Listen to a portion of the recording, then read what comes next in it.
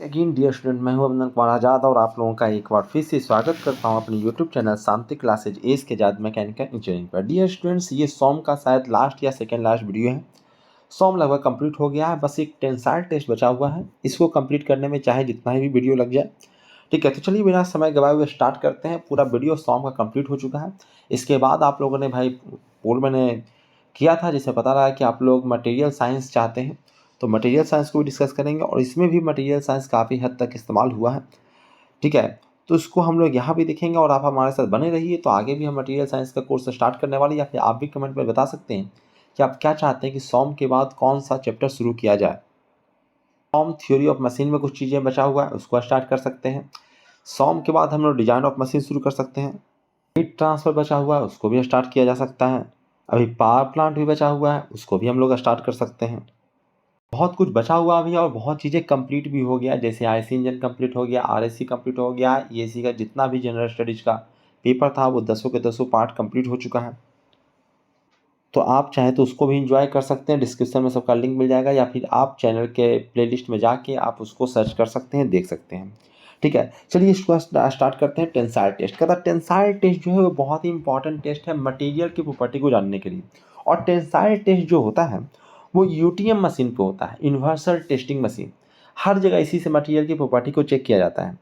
कहता all in all materials tensile test is performed, ठीक है, for finding different properties of material. Like क्या क्या है, सिग्मा बाई, अल्टीमेट स्ट्रेस हो या यील्ड स्ट्रेस हो या फ्रैक्चर स्ट्रेस हो, मॉडुलस ऑफ रेजिलियंस हो, मॉडुलस ऑफ टफनेस हो, परसेंटेज इलॉन्गेशन हो, या और जो भी प्रॉपर्टी है मटेरियल का, वो सब कुछ चेक करने का आपके पास एक ही साधन है और वह है यूनिवर्सल टेस्टिंग मशीन। उम्मीद करते हो अगर आप इंजीनियर हो, इंजीनियरिंग कॉलेज में पढ़े हो, तो आपके कॉलेज में यूटीएम मशीन जरूर होगा, ठीक है। आपने उसका इस्तेमाल भी किया होगा, हमने भी किया है, तो आपने भी किया होगा, ठीक है। अगर नहीं किया है दुर्भाग्य से, ठीक है, तो आप यूट्यूब पर वीडियो सर्च करके देख लीजिए कि यूटीएम मशीन कैसे काम करता है। इसमें कुछ नहीं है, बस आपको एक स्टैंडर्ड स्पेसिमेन रहता है, उसको वहाँ लगा दीजिए। उस शेप में आप जो भी मटेरियल है उस मटेरियल का एक स्टैंडर्ड स्पेसिमेन बना दीजिए, जो उसका शेप साइज डिस्क्राइब है किस प्रकार का लगाइएगा तो काम बढ़िया से करेगा। तो स्टैंडर्ड साइज का उस मटेरियल को ले लीजिए, उस मटेरियल का स्टैंडर्ड साइज का वो एक स्पेसिमेन ले लीजिए, उसको यूटीएम मशीन को दे दीजिए। यूटीएम मशीन उस पर एक्सियल लोड, वो भी टेंसाइल लोड लगा के उसको चेक करेगा, उसको खींचेगा, खींचता रहेगा, ठीक है। यानी कि उस पर ग्रेजुअली अप्लाइड लोड लगा होगा, उसको खींचता रहेगा और खींच कर दिखेगा कि भैया कब वो ब्रेक कर गया। जब तक ब्रेक ना कर जाए धीरे धीरे उस पर लोड बढ़ाता रहेगा, और जब ब्रेक कर जाएगा तो भाई ब्रेक कर गया तो कर गया, ठीक है। उसको वो फिर प्लॉटिंग करके आपको देगा, ठीक है। सारा डेटा वो अपना सेव कर लेता है, जो भी अपडेटेड डेटा उससे पूछेगा मशीन से, वो मशीन आजकल पूरा फुल्ली ऑटोमेटेड रहता है, तो वो सारा डिटेल बता देगा, पूरा ग्राफ जनरेट करके दे देगा आपको कि कहाँ तक वो प्रोपोर्शनली गया है, स्ट्रेस सेशन कहाँ पे ब्रेक हुआ है, कहाँ पे कितना मैक्सिमम स्ट्रेस वो झेल पाया है, वो सारा चीज़ वो ड्रॉ करके आपको दे देगा, ठीक है। तो ये है पूरा काम कैसे यूटीएम मशीन करता है, ठीक है। तो इसको ध्यान रखना है आप लोगों को। थोड़ा एक बार फिर से इसको रिकॉल कर लें, हमने क्या क्या चर्चा किया। हमने चर्चा किया in all material tensile test is performed for finding different properties of material like ultimate stress, yield stress, ultimate stress, fracture stress, modulus of resilience, modulus of toughness, percentage elongation और जो भी अदर है। कहता UTM machine जिसमें हम लोग करते हैं यूनिवर्सल टेंशन टेस्ट, इसमें टेंशन फोर्स ही लगता है, कंप्रेशन का हम टेस्टिंग नहीं करते हैं, ठीक है। कहता है ग्रेजुअली अप्लाइड लोड इसमें इस्तेमाल होता है जो कि वन डायमेंशनल होता है। तो हम लोग जो टेस्टिंग करते हैं वो वन डायमेंशनल टेस्टिंग करते हैं, और ये मैंने कई बार जिक्र किया आपको, ये याद रखना। ये सब जो भी चीज़ें मैं पढ़ा रहा हूँ ये इंटरव्यू वगैरह में ज़्यादा पूछा जाता है। कहा जाता है कि भैया हम जो टेस्टिंग करते हैं, या फिर आपको ये एमसीक्यू में भी आ सकता है, एग्जाम में भी आ सकता है, और लिखने के लिए भी आ सकता है। कहता है हम जो टेस्ट करते हैं वो वन डायमेंशनल टेंसाइल टेस्ट करते हैं, और उसी डेटा को हम हर जगह इस्तेमाल करते हैं, ठीक है। वो हम 2 डायमेंशनल के लिए भी इस्तेमाल करता है, 3 डायमेंशनल के लिए इस्तेमाल करते हैं। हम लोग इतना बड़ा बड़ा कैलकुलेशन पूरा सॉम में कर लिया, पर आपके पास डेटा जो मटेरियल का पता होता है वो सिर्फ वन डायमेंशनल टेस्टिंग के लिए, टेंसाइल लोड के लिए ही पता होता है, ठीक है। और इसमें जो हम लोग स्पेसिमेन इस्तेमाल करते हैं उसका स्टैंडर्ड साइज होता है। ऐसा नहीं कि एकदम मोटा सा लट्ठा लेके जाओगे उसका टेस्ट करने जाओगे, नहीं, ठीक है। आप वही मटेरियल का मतलब लट्ठा का ही टेस्ट करना, तो उसका एक शेप, ठीक है, उस मशीन के लिए जो स्टैंडर्ड साइज है वो लगाना है, तभी वो उसको वो ग्रिप कर पाएगा, उस पर टेस्टिंग मशीन काम कर पाएगा। ठीक है, हर किसी साइज़ पे टेस्टिंग मशीन काम नहीं करेगा और ज़ाहिर-सी बात है हर एक अलग-अलग टेस्टिंग मशीन के लिए अलग-अलग वो स्पेसिमेन हो सकता है। ठीक है, तो स्पेसिमेन आपको तैयार करना है। तो है आपका, उसको टेस्ट करता है और टेस्ट करके इस प्रकार का डिटेल्स फाइंड आउट करता है, जैसे मैंने यहाँ पे बना रखा है कि आपको ये फिक्स कर देना है। जैसे ये मटेरियल है, आपका स्पेसिमेन है, इसको आपने फिक्स कर दिया, इधर-इधर से लगा दिया कि इधर-इधर हिल डुल ना पाए। ठीक है, इस पर मशीन ये जो है एक तरफ उसको फिक्स कर दिया गया, इधर से पकड़ लिया इसको। ठीक है, पकड़ के इधर से खींचना इसको शुरू किया, इधर से खींचेगा तो ज़ाहिर-सी बात है इधर से भी पी खिंचाएगा। इधर से कोई फोर्स नहीं लग रहा है, ये मैंने बस अटैच किया। जब तक एक तरफ से फोर्स लगाओगे नहीं, दूसरी तरफ से फोर्स रिक्वायरमेंट है ही नहीं उसको। तो इधर से खींच रहा है, खींचते-खींचते क्या होगा भाई, तो कहता है इस प्रकार का शेप बनेगा। ठीक है, इसको नापने के लिए उसमें मशीन लगा रहता है, उसमें एक्सटेंसोमीटर लगा रहता है जो एक्सटेंशन नापता है कितना लम्हा वो, कितना लम्हा के कब तक लम्हाता गया और कितना वो लोड लगा रहा है, वो तो खुद ही लगा रहा है, तो उसको पता है। क्रॉस सेक्शन एरिया भी आपको बता ही दिया गया कि स्पेसिमेन आपको एक स्टैंडर्ड साइज का ही रखना है, उसके ही कैलकुलेट करेगा वो। तो उसका क्रॉस सेक्शन एरिया भी पता है, तो वो खुद ही मशीन कैलकुलेट कर लेगा कि स्ट्रेस कितना है। स्ट्रेस क्या, वो लोड और एक्सटेंशन का ही ग्राफ बना के दे देगा आपको। ठीक है, कि हमने लोड इतने का लगाया। ठीक है, और इसमें एक्सटेंशन देखने के मेजर करने के उसके पास एक्सटेंसोमीटर था, उसने एक्सटेंसोमीटर से क्या एक्सटेंशन है उसका बजाते प्लॉट क्रिएट करके दे देगा। जैसे ये प्लॉट इस प्रकार से क्रिएट होके आ गया है। ठीक है, ये एक्सपेरिमेंट किया गया है माइल्ड स्टील पे। ठीक है, तो इस प्रकार का कुछ शेप आएगा, अलग अलग मटेरियल पर अलग अलग ढंग से आ सकता है, हो सकता है पहले ब्रेक कर जाए, कहीं और कुछ हो जाए, तो अलग अलग मटेरियल पे अलग अलग ढंग से ग्राफ बन के आएगा। ठीक है, तो ये एक स्टैंडर्ड ग्राफ है आपका माइल्ड स्टील का, जो लोड और एक्सटेंशन दो ही चीज़ों मेजर करता है, लोड और एक्सटेंशन, उसके बीच का ग्राफ बना के देता है। ये हमने अपने कॉलेज में किया था ये एक्सपेरिमेंट, तो आपको मैं बता रहा हूँ। कहता है इसमें क्या क्या है भाई, तो उसको तो डिटेल में तुम जानते भी होगे और यहाँ पे पढ़ेंगे भी। ठीक है, कि ये कुछ देर तक तो प्रोपोर्शनल रहता है, जहाँ तक प्रोपोर्शनल रहता है वहाँ तक हम लोग इसको हम उस पॉइंट को पी बोल देते हैं, जहाँ तक ये प्रोपोर्शनल है। उसके ऊपर जो है वो प्रोपोर्शनलिटी उसकी खत्म हो जाती है, स्ट्रेस और स्ट्रेन के बीच का प्रोपोर्शनलिटी या फिर लोड और एक्सटेंशन के बीच का प्रोपोर्शनलिटी खत्म हो जाती है। लेकिन फिर भी इलास्टिसिटी उसकी बरकरार रहती है। तो जहाँ तक वो इलास्टिसिटी प्रॉपर्टी वो बरकरार रखता है, उस पॉइंट को हम कहते हैं ई। ई के बाद इलास्टिक प्रॉपर्टी उसकी खत्म होने लगती है। ठीक है, और वो सबसे ऊपर जाता है इल्ड अल्टीमेट अपर इल्ड पॉइंट के पास। ठीक है, कहता है यहाँ पे उसका इल्डिंग शुरू हो जाता है। ठीक है, इल्डिंग के बाद थोड़ा सा प्लास्टिक डिफॉर्मेशन होता है। ठीक है, क्या होता है वो हम लोग चर्चा करेंगे नीचे। और वो लोअर इल्ड पॉइंट थोड़ा सा स्ट्रेस कमता है, यानी लोड कमता है। ठीक है, एक्सटेंशन हो रहा है पर लोड वहाँ पे कमा है, बिना लोड लगाए, यानी कम ही लोड जितना लगाना पड़ रहा था उससे कम लोड पे ही उसका डिफॉर्मेशन होना शुरू हो गया। उसके बाद फिर से, ठीक है, फिर से आपका लोड जो है एक्सटेंशन के साथ बढ़ता है और एक मैक्सिमम पॉइंट तक पहुंचता है, जिसे हम अल्टीमेट टेंसाइल स्ट्रेंथ बोलते हैं, यूटीएस बोलते हैं। और उसके बाद फिर से घटता है और एक पॉइंट पे जाकर उसका फ्रैक्चर हो जाता है। ठीक है, वो मटेरियल टूट जाता है। तो इसको पूरी तरह से हम बढ़िया से समझेंगे कि किस पॉइंट पे क्या हुआ है। ठीक है, तो वो तो था भैया लोड और एक्सटेंशन के बीच, उसी को हम फिर से यहाँ पर ड्रॉ हमने किया है।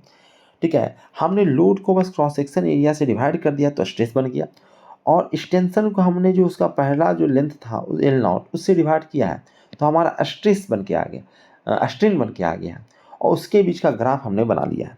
ठीक है, उसके बीच का ग्राफ कुछ इस प्रकार से माइल्ड स्टील के लिए स्टैंडर्ड ग्राफ इस प्रकार से बन के आया है।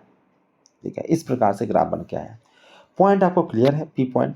ठीक है, जहाँ तक ये स्ट्रेट लाइन बना है उसमें कोई भी तो पॉइंट के बीच अगर आप इस प्रकार से कर लोगे, यानी स्लोप निकाल लोगे, जहाँ तक स्ट्रेट लाइन है वहाँ तक अगर आप स्लोप निकाल लोगे तो उसी स्लोप को हम कहते हैं ई।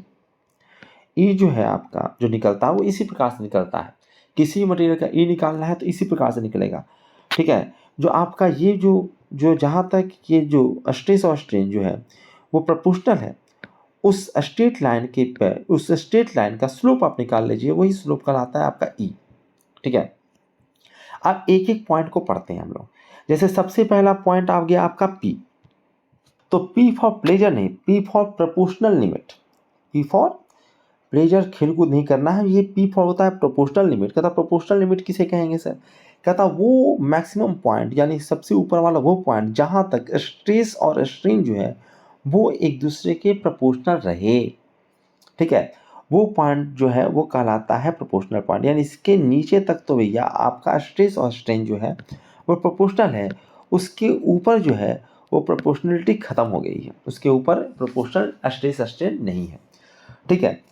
कहता है अगर हम थोड़ा सा डेटा की चर्चा करें तो माइल्ड स्टील की हम चर्चा करते हैं। तो माइल्ड स्टील के लिए आपको थोड़ा सा दे रखा है सब चीज़ें, क्योंकि ये आपका मशीन से कैलकुलेट हो जाता है, माइल्ड स्टील पे ही जनरली इस पेमेंट कराया जाता है। तो उसका डेटा दे रखा है कि आपका जो जो अपसाइड का वैल्यू है, इलांगेशन का या स्ट्रेन का वैल्यू है कहाँ तक, पी पॉइंट तक। पी पॉइंट जो होता है, ठीक है, पी पॉइंट मैंने बताया प्रोपोर्शनल लिमिट है। कहता वहाँ तक आपका जो स्ट्रेन का वैल्यू आता है 1.4 इंटू 10⁻³ आता है माइल्ड स्टील के लिए। ठीक है, इल्ड पॉइंट के तक, इल्ड पॉइंट पे, ठीक है, स्ट्रेन का जो वैल्यू आता है वो है 160 इंटू 10⁻³ अल्टीमेट पॉइंट जो है, ठीक है, अल्टीमेट पॉइंट सबसे ऊपर वाला पॉइंट, आपने देखा होगा सबसे ऊपर वाला पॉइंट को ही हम अल्टीमेट पॉइंट कहते हैं, ये यूटीएस पॉइंट। ठीक है, इसी को हम अल्टीमेट पॉइंट कहते हैं, सबसे ऊपर वाला पॉइंट। ठीक है, कहता है यहाँ पे जो स्ट्रेन है, ये वाला डिस्टेंस वो कितना है माइल्ड स्टील के लिए, वो दे रखा है 350 इंटू 10⁻³ ये स्टैंडर्ड डेटा है, इसको आप याद कर सकते हो। ठीक है, तो आप चर्चा करते हैं पी को हमने जान लिया प्रोपोर्शनल लिमिट है, उसी प्रकार से ई को हम इलास्टिक लिमिट कहते हैं। कहता है इलास्टिक लिमिट का मतलब क्या सर, इस पर क्या होगा। कहता है इलास्टिक लिमिट है यहाँ तक इलास्टिक प्रॉपर्टी जो है वो माइल्ड स्टील का बरकरार है, यानी किसी मटेरियल का जो ई पॉइंट होता है उस पॉइंट तक उसका इलास्टिक लिमिट बरकरार होता है। इसका मतलब है कि यदि उसमें से अभी का अभी ई पॉइंट तक लोड हटा लोगे तो पहले वाला अपने शेप में चला आएगा, उससे थोड़ा सा भी ज़्यादा कर दिए, ठीक है, ई पॉइंट से आगे तक तुमने स्ट्रेस और स्ट्रेन को ले गए, स्ट्रेस ले जाओ या स्ट्रेन ले जाओ, स्ट्रेस ले जाओगे तो स्ट्रेन अपने आप बढ़ जाएगा, ऐसे थोड़ा ना बढ़ेगा। ठीक है, यानी स्ट्रेस बढ़ाओगे तो स्ट्रेन बढ़ेगा, स्ट्रेन बढ़ाओगे तो स्ट्रेस बढ़ेगा, तो जाहिर सी बात है। ठीक है, तो कहता है कि उसके ऊपर गए तो प्लास्टिक डिफॉर्मेशन हो जाएगा, इलास्टिक प्रॉपर्टी भैया यहीं तक बरकरार रहेगा। तो ये जो ई पॉइंट है इसको हम कहते हैं इलास्टिक लिमिट। कहता after removal of the load material regain its original size. इस इलास्टिक लिमिट तक मटेरियल से अगर आप लोड हटा लोगे तो वह अपने ओरिजिनल साइज में रिटर्न हो जाएगा। ठीक है, आगे बढ़ते हैं। अगला पॉइंट है आपका यू बाई पी। ठीक है, अपर इल्ड पॉइंट। ठीक है, कहता है यहाँ पे आपका इल्डिंग शुरू हो गया है। कहता है it is a field work due to which a strain is increasing without increasing the stress. कहता है यहाँ पे स्ट्रेन जो है वो इंक्रीज कर रहा है इसके बाद, ठीक है, और स्ट्रेन तो इंक्रीज कर रहा है पर स्ट्रेस इंक्रीज नहीं कर रहा है। ठीक है, तो यही है आपका अपर इल्ड पॉइंट का किस्सा। कहता अपर इल्ड पॉइंट से लेकर लोअर इल्ड पॉइंट तक मटेरियल बिहेव प्लास्टिकली, उसके बाद मटेरियल जो बिहेव करता है वो प्लास्टिकली बिहेव करता है। ठीक है, यानी कि वहाँ तक आपका प्लास्टिक डिफॉर्मेशन होना शुरू हो गया है। ठीक है, इल्डिंग होना शुरू हो गया है, और ये इल्डिंग जो होता है वो देख ही रहे हो कि वहाँ पे आपका स्ट्रेन तो आ रहा है पर स्ट्रेस घटता जा रहा है कुछ देर तक, ये बहुत कम समय मिलता है उसके लिए। ठीक है, कहता है लोअर इल्ड पॉइंट से आपका लोअर इल्ड पॉइंट से अल्टीमेट टेंसाइल स्ट्रेंथ तक यूटीएस यानी कि अल्टीमेट पॉइंट तक स्ट्रेन हार्डनिंग होता है। ठीक है, पहले प्लास्टिक डिफॉर्मेशन हो रहा है, आपने कहा कि सर अपर इल्ड पॉइंट तक भैया तो स्ट्रेस स्ट्रेन जो है वो बढ़ ही रहा था, स्ट्रेस बढ़ रहा था तो स्ट्रेन बढ़ रहा था। एकाएक क्या हुआ, आखिर ऐसा क्या हुआ कि अपर इल्ड पॉइंट से लोअर इल्ड पॉइंट के बीच स्ट्रेस जो है वो घट रहा था पर स्ट्रेन बढ़ रहा था। हम तो यही जानते हैं कि स्ट्रेस जो होता है वो प्रोपोर्शनल होता है स्ट्रेन के। कहता ये तो भैया तब तक होता है जब वो इलास्टिक लिमिट के अंदर हो। स्ट्रेस और स्ट्रेन प्रोपोर्शनल तब होगा जब बातें स्ट्रेन लिमिट के ये इलास्टिक लिमिट के नीचे बातें किया जाए, यानी कि आपकी जो चर्चा हो रही हो वो इतने दौरान होना चाहिए, इस दौरान होना चाहिए, यानी स्ट्रेन का रेशियो जो हो, स्ट्रेन जो हो इस दौरान होना चाहिए और स्ट्रेस जो हो इसके अंदर ही होना चाहिए। तब जाके स्ट्रेस जो होगा वो स्ट्रेन के प्रोपोर्शनल होगा। ठीक है, ये होगा और ये लिमिट के ऊपर क्रॉस कर गया स्ट्रेस स्ट्रेन। ठीक है, स्ट्रेस क्रॉस करेगा तो स्ट्रेन भी क्रॉस करेगा। ठीक है, तो उसके बाद हम जवाबदेही नहीं है, स्ट्रेस स्ट्रेन के प्रोपोर्शनल नहीं होगा। ठीक है, तो उसके बाद क्या हो जाएगा सर। कहता उसके बाद तुम जान रहे हो कि जैसे थोड़ा सा भी आगे बढ़ता है तो आगे क्या हो रहा है भाई। कहता है कि अब भाई प्लास्टिक डिफॉर्मेशन होना शुरू हो गया। ठीक है, तो कहता है ये प्लास्टिक डिफॉर्मेशन होने से क्या होता है कि थोड़ा बहुत देर तक तो भैया जब तक सह सकता है, देखो डिफॉर्मेशन अभी शुरू हो गया है, ठीक है, लेकिन जब तक सह सकता है तब तक तो भैया स्ट्रेस के साथ स्ट्रेन बढ़ रहा है। ठीक है, पर जैसे ही जो प्लास्टिक डिफॉर्मेशन एक अच्छे से होना शुरू हो जाता है, तो आप स्ट्रेस बढ़ेबो नहीं करोगे, हल्का सा भी फोर्स लगा दोगे बेचारा खिंचाना शुरू हो जाएगा, क्योंकि अब मटेरियल जो है वो टूट गया, उसके एटम दूर दूर चले गए, एटम्स के बीच जो अट्रैक्शन फोर्स काम कर रहा था वो अभी बहुत वीक पड़ गया है, तो वो खींच नहीं पा रहा, आप खींच रहे हो तो वो एक दूसरे से बिखर जा रहा है, एक एटम दूसरे एटम से दूर हो जा रहा है, आराम से दूर हो जा रहा है बिना कोई ज़्यादा फोर्स लगाए। ठीक है, और ये कब तक होता है? मैं तो कहता है ये जो हरकत होता है वो लोअर इल्ड पॉइंट तक होता है। कहता अगर ऐसा हो गया तो फिर जब ये घट रहा था तो नीचे आ जाता, ये फिर से ऊपर क्यों चला गया? कहता है यहाँ से शुरू होता है स्ट्रेन हार्डनिंग का किस्सा, यहाँ से लेके यहाँ तक स्ट्रेन हार्डनिंग होता है। कहता है ये स्ट्रेन हार्डनिंग क्या है? कहता स्ट्रेन हार्डनिंग के बारे में विशेषकर आप मटेरियल साइंस में पढ़ोगे। ठीक है, मैकेनिक्स ऑफ मटेरियल्स, जिसका सबसे ज़्यादा डिमांड आ रहा है कि इसको आपको शुरू करना है, इसके बाद तो शुरू करेंगे उसको। आप लोग भी थोड़ा सा कमेंट में बताइए कि आपका सॉन्ग ख़त्म हो रहा है तो इसके बाद कौन सा सब्जेक्ट शुरू करना है, कौन सा चैप्टर शुरू करना है, आप हमको कमेंट में बताइए। ठीक है, या पोल जो हमने ऑर्गेनाइज करा है उस पोल में भी जाके आप जवाब दे सकते हैं। कहता है यहाँ तक स्ट्रेन हार्डनिंग होता है। कहता है स्ट्रेन हार्डनिंग क्यों होता है, वो सब कुछ पूछा जाता है एग्जाम में, यह आपने मटेरियल साइंस में बताऊंगा, पर यहाँ भी बताते चलूँ कि ये मेनली डिसलोकेशन के कारण, डिसलोकेशन क्या होता है इसको हम डिटेल में मटेरियल साइंस में जानेंगे। यहाँ पे बस इतना जानते हैं कि डिसलोकेशन के कारण यहाँ पे स्ट्रेन हार्डनिंग होता है, और इस स्ट्रेन हार्डनिंग के कारण जो माने क्रिस्टल स्ट्रक्चर फिर से बन रहा है डिसलोकेशन के कारण। ठीक है, तो उसके कारण ये जो मटेरियल में स्ट्रेन हार्डनिंग आया, उसी कारण स्ट्रेन के साथ साथ स्ट्रेस भी बढ़ा। ठीक है, स्ट्रेन जैसे जैसे आगे बढ़ रहा है स्ट्रेस भी बढ़ रहा है, पर फिर एक अल्टीमेट पॉइंट तक स्ट्रेन हार्डनिंग होता है, उसके बाद कहता है बस अब मेरी बस की बात नहीं है, तो फिर से प्लास्टिक फेल्यूर होना शुरू हो जाता है, प्लास्टिक डिफॉर्मेशन होना। प्लास्टिक डिफॉर्मेशन तो पहले भी हो रहा है, पर यहाँ पे वो अपने आप बर्दाश्त करना छोड़ दिया कि भैया अब हमारे बस की बात नहीं है, हम इसको रोक नहीं पाएंगे। तो अब क्या होगा आपको कि हल्का सा ही फोर्स लगा रहे हो तो ज़्यादा लमर रहा है, फोर्स कम लगा रहे हो स्ट्रेस कम जनरेट हो रहा है, पर स्ट्रेन आ रहा है, खिंचा रहा है वो। ठीक है, और एक पॉइंट यहाँ तक ऐसा आ जाता है जहाँ पे वो टूट जाता है, और टूट जाता है तो भैया उसके बाद ग्राफ तो भैया डिफाइन ही नहीं होता है, तो ये फ्रैक्चर पॉइंट हो जाता है। इस सारी चीज़ों को हमने लिखा भी है यहाँ पे, तो इसको आप पढ़ सकते हो। कहता है क्या लिखा है? कहता है कि जो लोअर इल्ड पॉइंट है उससे अल्टीमेट पॉइंट तक स्ट्रेन हार्डनिंग होता है। Strain hardening occurs due to changes in crystal structure, to change in crystal structure. और जल्दीबाजी में लिखा हुआ है तो स्पेलिंग वगैरह मिस्टेक है। तो कहता है occurs due to the change in crystal structure में उसका चेंज हो रहा है। कहता है ये मेनली क्यों हो रहा है, तो कहता है डिसलोकेशन के कारण हो रहा है। उसके बाद का किस्सा भी लिखा हुआ है कि एट अल्टीमेट टेंसाइल स्ट्रेंथ, यानी कि अल्टीमेट पॉइंट पे नेक फॉर्मेशन होना शुरू होता है। कहता है नेक फॉर्मेशन मतलब कहता है जहाँ से टूटना वहाँ पे नेक बनेगा ना, कि यहाँ से ब्रेक करना है, तो नेक फॉर्मेशन कब शुरू होता है? तो कहता है अल्टीमेट पॉइंट के बाद, मानी अल्टीमेट पॉइंट पे नेक फॉर्मेशन शुरू हो जाता है। उसके बाद ये नेक फॉर्मेशन होता रहेगा और टूटेगा। ये नेक फॉर्मेशन कब रुकेगा? तो कहता है जब फ्रैक्चर हो जाएगा। आगे बढ़ते हैं हम लोग। कहता है आगे क्या है भाई?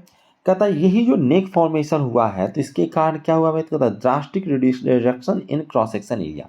क्रॉस सेक्शन एरिया बहुत तेजी से घटा है। क्रॉस सेक्शन एरिया घटा है तो भैया यहाँ पे इंजीनियरिंग स्ट्रेस की बातें आएगी। तो कहता है इंजीनियरिंग स्ट्रेस जो है वो भी बहुत तेजी से घटा है।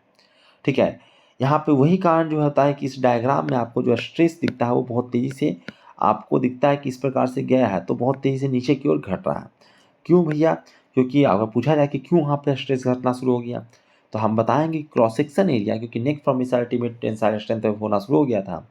ठीक है, अल्टीमेट पॉइंट पे जो है उसका क्रॉस सेक्शन एरिया घटना शुरू हो गया था वहाँ से, तो क्रॉस सेक्शन एरिया घटने के कारण इंजीनियरिंग स्ट्रेस जो है वो घटना शुरू हो जाएगा। ठीक है, चलिए आगे बढ़ते हैं।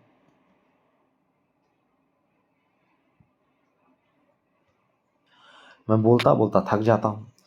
कहता है आगे क्या है? कहता है अगर किसी बॉडी मतलब जो भी मटेरियल की बातें आ रही है, उस मटेरियल को उसके अल्टीमेट टेंसाइल स्ट्रेंथ तक अगर हम स्ट्रेस दे दिए तो निश्चित रूप से उसका फ्रैक्चर तो होना ही होगा। फ्रैक्चर निश्चित रूप से उसका होगा, क्योंकि उससे ज़्यादा वो स्ट्रेस को झेल नहीं सकता है। ठीक है, तो अगर यूटीएस तक आप स्ट्रेस उसको दे चुके हो, ठीक है, मटेरियल को उसे कम नहीं करना है, उस हाथ दे के छोड़ दिए हो, तो निश्चित रूप से उसका फ्रैक्चर होना ही होना है, उससे बच नहीं सकता है, फ्रैक्चर होगा ही होगा उसका। ठीक है। अगला कॉन्सेप्ट कहता है कि अगर माइल्ड स्टील की बात करें तो माइल्ड स्टील है डक्टाइल मटेरियल। जो माइल्ड स्टील होता है वो एक डक्टाइल मटेरियल होता है and it will be fail due to shear stress. कहता है इसके कारण वो शियर स्ट्रेस के कारण फेल करेगा, न कि टेंसाइल स्ट्रेस के कारण। कहता है but maximum shear stress will occur eight 45 degree with access. कहता है लेकिन मैक्सिमम शियर स्ट्रेस जो जनरेट होता है वो एक्सेस से 45 डिग्री के एंगल पे होता है, ये हम जानते हैं। ठीक है। इसी कारण से अगर देखोगे कि मटेरियल को, जो डक्टाइल मटेरियल को अगर खींच खींच के तुम तोड़ोगे तो ऐसा नेक फॉर्मेशन बनाता है।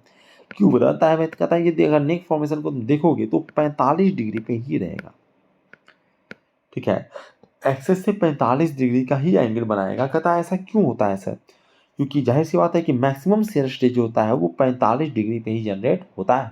तो सबसे पहले फ्रैक्चर होगा तो वहीं से होगा ना। कहता है यानी कि इसका कहने का मतलब है कि माइल्ड स्टील में अगर इस प्रकार से आप फ्रैक्चर कराओगे तो वहाँ कप कोन फ्रैक्चर होगा। कप कोन जैसा शेप बनेगा फ्रैक्चर के समय। जैसे कप कोन क्या होता है कि जैसे टूटा तो इस प्रकार का बनाया तो इसको कहते हैं कोन, इस प्रकार का बनाया शेप तो इसको कहते हैं नेक, या फिर जो कप जैसा शेप कहते हैं तो ये कप कोन। जैसे ये बना ना तो ये कहता है इसको कप। ठीक है। और ये ऐसा बना तो इसको कहते हैं कोन। ठीक है। ये बना है नेक फॉर्मेशन। नेक माने गर्दन जैसा फॉर्मेशन बना है। ऊपर मुंडी है, नीचे आपका शरीर है, बीच में बेचारा पतला सा गर्दन फंस गया है। ठीक है। तो ये है cup cone fracture take place होता है माइल्ड स्टील में। क्यों होता है भाई? क्योंकि डक्टाइल मटेरियल है। डक्टाइल यहीं पे अगर हम ब्रिटल मटेरियल चले जाए, कास्ट आयरन पे चले जाए तो इसमें ऐसा डायग्राम नहीं बनेगा। वो हम आगे देखेंगे, कास्ट आयरन का भी देखेंगे। टेंशन न लो, सब चीज़ देखेंगे हम लोग, स्थिर से देखेंगे।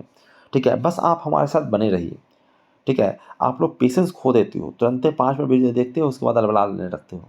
ठीक है। पता नहीं क्लास में तुम जाते हो तो 55-56 घंटा का क्लास चलता है तो 5-6 घंटा वीडियो पर बैठ सकते हो। 5-6 घंटा बैठ जाओ तो पूरा सॉन्ग का सॉन्ग कंप्लीट हो जाएगा। ठीक है। तो उस टॉपिक को छोड़ के थोड़ा सा हम कुछ और टॉपिक जान लेते हैं जो हम पहले भी जान चुके हैं, पहले भी डिस्कस कर चुके हैं, यहाँ पे भी जान लेते हैं। वह है एक मॉडुलस ऑफ रेजिलियंस। ठीक है। क्योंकि यहाँ पे उसका इस्तेमाल होगा तो मॉडुलस ऑफ रेजिलियंस जान लेते हैं। होता क्या है? कहता है ये जो इलास्टिक लिमिट होता है, ठीक है, ई, वहाँ तक जो एरिया अंडर द कर्व होता है स्ट्रेस स्ट्रेन कर्व का, ठीक है, उसको हम कहते हैं मॉडुलस ऑफ रेजिलियंस। ठीक है। ये एरिया जो निकाल के आता है, ठीक है, इसी को कहते हैं हम मॉडुलस ऑफ रेजिलियंस। जो जिसको हम निकाल सकते हैं, चूँकि एरिया है तो ये आपका क्या है, तो कहता है एक ये स्ट्रेट लाइन है ना, तो ये ट्रायंगल बन गया ना, राइट एंगल ट्रायंगल बन गया, तो इसको निकाल सकते हैं हाफ ऑफ सिग्मा ई। ठीक है। यहाँ पे जो पॉइंट है उसके बाद उसका सिग्मा क्या है भाई, और उसका अपसाइड कितना है, सॉरी यही नहीं अपसाइड, इसको हम मल्टीप्लाई करके निकाल सकते हैं। ठीक है। यानी कि ये वाला फॉर्मूला इसको तुम अलग अलग ढंग से लिख सकते हो। ठीक है। अपसाइड को आप सिग्मा बाई ई लिख सकते हो, इसलिए फॉर्मूला बन जाता है half of sigma square divide by e. ठीक है। या इस प्रकार से लिख सकते हो। तो अलग अलग फॉर्म में आप मॉडुलस ऑफ रेजिलियंस को लिख सकते हो। ठीक है। एक और टर्म है आप मॉडुलस ऑफ टफनेस। ठीक है। कहता मॉडुलस ऑफ टफनेस क्या है कि मॉडुलस ऑफ टफनेस जो है वो है आपका, कहता फ्रैक्चर से पहले जो आपका कर्व स्ट्रेस स्ट्रेन कर्व जो अल्टीमेट टेंसाइल मशीन जनरेट करके दिया है उसके नीचे का एरिया, कहता कहाँ तक एरिया निकालना है सर? कहता जहाँ तक फ्रैक्चर ना हो जाए। फ्रैक्चर हुआ है इसका मतलब वहाँ तक एनर्जी वो झेल लिया है। ठीक है। कहता ये टोटल एनर्जी को हम बोलते हैं मॉडुलस ऑफ टफनेस। ये मटेरियल इतना टफ है, इतना एनर्जी झेल सकता है, तो इसको कहते हैं मॉडुलस ऑफ टफनेस। तो दो टर्म हम लोग क्लियर कर लिए क्योंकि यही वाला टर्म जो है वो यहाँ पे आ रहा है। ठीक है। ये मटेरियल में जो नेक फॉर्मेशन हो रहा है तो वो कहता है कि कब तक वो झेल पाएगा? कहता उतना एनर्जी जब तक दे न दो।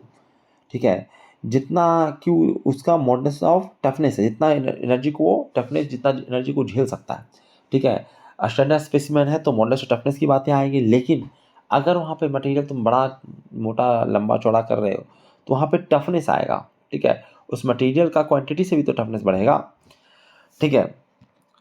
ये क्वांटिटी आप मोटा छाड़ ले लोगे तब भी वही रहेगा। हम मटेरियल जब मॉडुलस और टफनेस की बात करते हैं तो मटेरियल का होता है। ठीक है। लेकिन आप टफनेस की बात करते हैं तो वो आपका स्पेसिमेन का होता है। ठीक है। क्योंकि वो स्पेसिमेन आपने कितना मोटा लंबा चौड़ा लिया है वो आपका है, जो भी लिया है। खैर आगे बढ़ते हैं। आगे है लूडर्स लाइन। कहता है ये क्या होता है भाई? कहता है इसको भी जान लीजिए और ये सब पे क्वेश्चन आने वाला है। ठीक है। और मैंने आप जो MCQ अपलोड कर रहा हूँ उसमें मैं ऊपर हेडिंग भी लिख रहा हूँ कि ये जो क्वेश्चन है एमसीक्यू है वो किस टॉपिक से रिलेटेड है, किस वीडियो में इसके बारे में इंफॉर्मेशन है। जैसे आज वीडियो पढ़े हो, आज वीडियो पढ़े हो तो आज ही क्वेश्चन नहीं आ जाएगा। आज कैसे क्वेश्चन आएगा? डेली एक एमसीक्यू अपलोड हो रहा है। तो समझिए बात को कि एक वीडियो से ढेर सारे एमसीक्यू बन सकते हैं। तो वो डेली एक एक अपलोड होगा, तो आज वीडियो हुआ तो 4-5 दिन इसी को कवर रहेगा। अगर हम नेक्स्ट दिन फिर से एक वीडियो अपलोड कर दिए तो उसका ही 5 वो, तो वो आगे बढ़ेगा ना। ठीक है, जैसे 1 तारीख को मैंने एक वीडियो अपलोड किया तो उसका 5 क्वेश्चन बना, तो 5 तारीख तक खिंचाएगा। फिर अगर सेकेंड तारीख को मैंने अगर सेकेंड वीडियो बना दिया तो उसका फिर से 5 खिंचाएगा, तो 10 तारीख तक खिंचाएगा। ठीक है, तो इस प्रकार से आपको इसका क्वेश्चन मिलता रहेगा। ठीक है, तो हमारे साथ बने रहना है आपको। कहता है ये लूडस लाइन पे मैंने बहुत अच्छा क्वेश्चन बनाया है और वो एमसीक्यू डला हुआ है, शेड्यूल किया हुआ है, वो आपको मिल जाएगा। तो हमसे बने रहिए। ये होता है क्या है भाई लूडस लाइन, उसको देखना है आपको। कहता है in the region where neck formation occur, जहाँ पर नेक फॉर्मेशन हो रहा है, जो हमने चर्चा किया कि नेक फॉर्मेशन होता है, तो नेक फॉर्मेशन जहाँ पे होता है वहाँ पे आपको कुछ लाइन्स दिखेंगी 45 डिग्री पे। ठीक है, एक्सिस के साथ 45 डिग्री पे कुछ लाइन, जैसे आप फ्रैक्चर अगर आपने देखा होगा तो लकीर ऐसे ऐसे खिंचा हुआ आपको बना हुआ रहता है। ठीक है, जहाँ पे फ्रैक्चर हो रहा है, जैसे मटेरियल आप लो या आटा ही ले लो, हटाओ, आटा को तो खींच सकते हो, आटा का ऐसे लोइया बना लो। ठीक है, सबसे अच्छा वो डक्टाइल मटेरियल जैसा काम करता है, इसको दोनों तरफ से खींचो। ठीक है, तो वो खींचा जाएगा, टूट जाएगा, इससे नेक फॉर्मेशन होगा, बीच में बनेगा नेक जैसा। पहले खींचोगे तो ऐसा शेप बनेगा, फिर यहाँ से टूट जाएगा, टूटेगा तो देखना जहाँ से टूटा है वहाँ पे ऐसे ऐसे लकीरें 45 डिग्री पे मिलेगी आपको। ठीक है, एक्सेस से 45 डिग्री पे आपको लकीरें दिखेगी। कहते हैं इसी लकीरें को लूडस लाइन कहते हैं। कहते हैं ये 45 डिग्री पे ही क्यों आया सर? सवाल उठता है ना कि 45 डिग्री पे ही क्यों आया, क्योंकि एग्जाम में पूछा जाता है ये, और आपको इंटरव्यू वगैरह में भी पूछा जाता है। कहता है ये इसलिए आता है क्योंकि मैक्सिमम शियर स्ट्रेस, क्योंकि डक्टाइल मटेरियल है तो इसका फेल्यूर जो होगा वो टेंसाइल स्ट्रेस के कारण नहीं होगा, ये होगा शियर स्ट्रेस के कारण। तो मैक्सिमम शियर स्ट्रेस जो जनरेट होता है वो 45 डिग्री पे होता है। ठीक है, कहाँ से 45 डिग्री बात कहता है, एक्सिस से 45 डिग्री के एंगल पे ये मैक्सिमम शियर स्ट्रेस जनरेट होता है, तो वहीं से सबसे पहले फेल्योर होगा, तो वहीं पे आपको लाइनें दिखेगी क्योंकि वहीं से वो टूटा है। ठीक है, तो वहीं 45 डिग्री पे आपको ये लूडर्स लाइन आपको दिखता है। ठीक है, कहता है इसको लूडर्स लाइन क्यों कहते हैं, क्योंकि सबसे पहले इसको ऑब्जर्व जो किया था वो लूडर ने किया था, तो उसी के नाम पे इसको हमने लूडर्स लाइन, उन लाइन्स को कह दिया है कि ये देखो लूडर्स लाइन ये है, यहाँ पे है, ये सब पदे है, और वो सदैव 45 डिग्री पर रहता है। तो लूडर्स लाइन कितने डिग्री पर आता है, ये भी क्वेश्चन आ सकता है। ठीक है, इस प्रकार से बहुत सारे क्वेश्चन आता है। 45 डिग्री पे होता है तो 45 डिग्री पे क्यों होता है? ठीक है, क्योंकि वहीं पे मैक्सिमम शियर स्ट्रेस काम करता है। ठीक है, कहता है ये कौन से मटेरियल में आपको लूडर्स लाइन देखने को मिलता है, तो कहता है कि भैया आपको ये डक्टाइल मटेरियल में देखने को मिलेगा, ये तो आपको उसमें तो मिलेगा नहीं ब्रिटल मटेरियल में, क्योंकि वहाँ पे जो फेल्यूर होगा वो टेंशन के कारण, टेंसाइल स्ट्रेस के कारण हो जाएगा, वो शियर स्ट्रेस के कारण तो होगा नहीं। तो पढ़े इतना चीज़ें हैं पर क्वेश्चन बहुत सारा आ सकता है। और ये मत कहना कि सर आप तो पढ़ाते हुए एक लाइन में क्वेश्चन ढेर सारा दे देते हो, पता नहीं क्या क्या दे देते हो। ठीक है, क्योंकि थ्योरी इतना ही पढ़ना होता है। ठीक है, जो बुक में है वही सब थ्योरी पढ़ोगे ना, क्वेश्चन क्योंकि जितना पढ़ना है हर कोई पढ़ रहा उतना ही पढ़ोगे तुम भी। एग्जाम में क्वेश्चन तो भैया बनाता जाएगा, क्वेश्चन कितना बताता है, जो बताऊंगा उससे अलग क्वेश्चन एग्जाम में आ जाएगा, तो कितना क्वेश्चन बताया जाए, उससे बढ़िया क्वेश्चन आप मैक्सिमम से मैक्सिमम करिए खुद से। अगला है परसेंटेज इलोंगेशन। कहता परसेंटेज इलोंगेशन क्या होता है भाई? कहता आप देखिए, आपको जो मटेरियल स्पेसिमेन मिला है उसका लेंथ देख लीजिए, उसको हम कहते हैं शुरुआत वाले लेंथ को L0 या LO। ठीक है, और जिस वक्त उसका फेल्योर हुआ उस वक्त उसका लेंथ कितना हो गया, जाहिर सी बात लमड़ेगा वो, तो उसका लेंथ को हम NF बोल रहे हैं। तो कहता है कि ये जो इलोंगेशन हुआ कितना हुआ, कैसे निकलेगा भाई?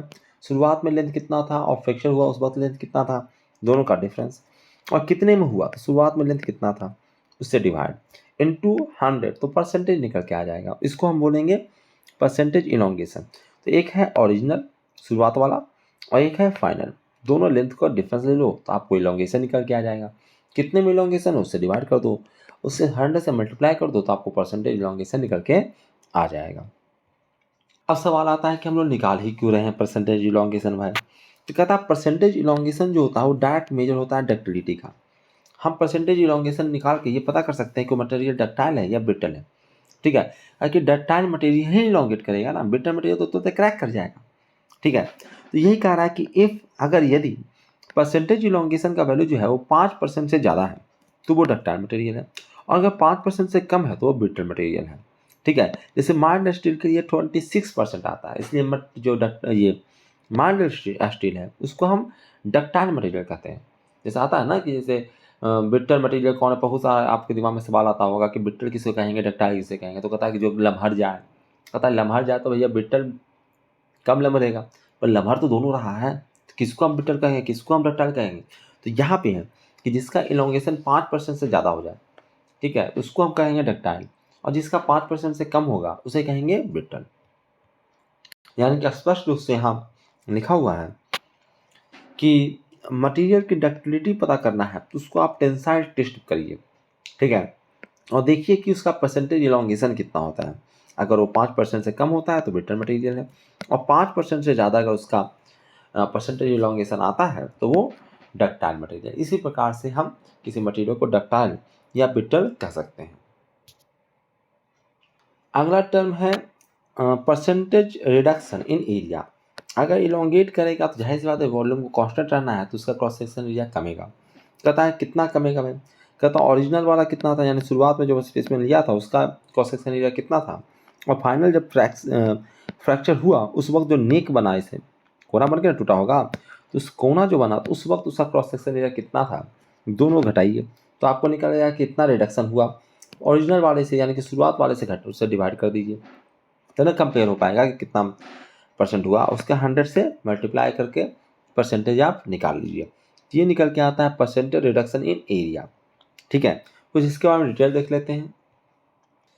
कहता है यहाँ से भी हम मटेरियल के डक्टिलिटी का पता लगा सकते हैं। कहता है डायरेक्टेड मेजर ऑफ डक्टिलिटी, ये जो percentage reduction of in area है ये डक्टिलिटी का सीधे सीधे मेजरमेंट है, तो जाहिर सी बात है उसी में खिंचाएगा उसी का क्रॉस सेक्शन एरिया कमेगा, जो डक्टिलिटी जिससे डक्टाइल जो रहेगा। ब्रिटल मटेरियल तो भैया तुरंत टूट जाएगा, उसका क्रॉस सेक्शन एरिया घट के ये लमरेगा थोड़े ना। ठीक है, इसमें क्या होता है भाई, अगर मटेरियल डक्टाइल है तो अगर ऐसा मटेरियल है तो सीधे सीधे खिंचा के इस प्रकार से कोना बनाएगा, ठीक है, उस प्रकार से कोना बना के वहाँ से टूटेगा, यहीं से टूट ब्रेक करेगा। लेकिन ब्रिटल मटेरियल है तो खींचोगे तो थोड़ा सा भी आगे बढ़ के क्या हो जाएगा, क्रैक कर जाएगा तुरंत। ठीक है, तो परसेंटेज रिडक्शन इन एरिया जो है ये डायरेक्ट मेजर है डक्टिलिटी का। ठीक है, या फिर अगर हम चर्चा करें, ठीक है, कहता है परसेंटेज रिडक्शन इन एरिया, कहता जितना ज़्यादा होगा रिडक्शन एरिया में उतना ज़्यादा इनॉग्रेशन होगा। जाहिर सी बात है, अगर एरिया को वॉल्यूम को कांस्टेंट रहना है, मटेरियल को कांस्टेंट रहना है, तो क्रॉस सेक्शन अगर इलोंगेट हो रहा है, लंबा हो रहा है, क्रॉस सेक्शन कमेगा ना, वॉल्यूम तब ना कांस्टेंट रहेगा। वॉल्यूम इक्वल टू होता क्या है, एरिया इंटू लेंथ। ठीक है, इलोंगेशन कहता है कि अगर ये वक्त कमेगा तब नहीं बढ़ेगा। ठीक है, एक कमेगा तो दूसरा बढ़ेगा, ये जनरली होना है। कुछ मटेरियल अजीबो गरीब हरकत भी दिखाता है तो उसको हम बात नहीं करते हैं, पर मैक्सिमम यही होना है। ठीक है, तो दोनों डक्टिलिटी दोनों से पता लगता है। ठीक है, चाहे परसेंटेज इलोंगेशन से चेक कर लीजिए या फिर परसेंटेज रिडक्शन इन एरिया से पता कर लीजिए। ठीक है, रिडक्शन जितना ज़्यादा हो रहा है इसका मतलब वो डक्टाइल मटेरियल है। ठीक है, इलोंगेशन जितना ज़्यादा हो रहा है इसका मतलब डक्टाइल मटेरियल है। ठीक है, चलिए इस वीडियो में इतना ही रखते हैं, बहुत लंबा वीडियो होता जा रहा है। अभी और भी बहुत सारी चीज़ें हमको पढ़ना है, जैसे हम लोगों को ट्रू स्ट्रेस और ट्रू स्ट्रेन का टर्म नाम का चीज़ भी है, क्योंकि स्ट्रेस स्ट्रेन खूब पढ़ लिए, लेकिन कहीं कहीं ट्रू स्ट्रेस और ट्रू स्ट्रेन का क्वेश्चन ला ला के आपको कंफ्यूज कर देता है, तो उसको भी पढ़ ही लेंगे और उसको थोड़ा सा आगे बढ़ाएंगे। फ्लो स्ट्रेस वगैरह सारा चीज़ें हैं, उसको भी नेक्स्ट वीडियो में कंप्लीट कर लेंगे और ये चैप्टर कंप्लीट हो जाएगा, इसको ख़त्म कर लेंगे। ठीक है, ये इतना ही आपको 100 में पढ़ना है, ये लास्ट है, जो लास्ट वीडियो आएगा वो ख़त्म कर देगा। ये आपका 68वां वीडियो था, 59वां 69 वीडियो जो रहेगा उसमें सारा सॉन्ग ख़त्म हो जाएगा। ठीक है, और कमेंट में हमको बताइए कि नेक्स्ट क्या शुरू करना है। ठीक है, चलिए थैंक यू वेरी मच, इस वीडियो में इतना ही था।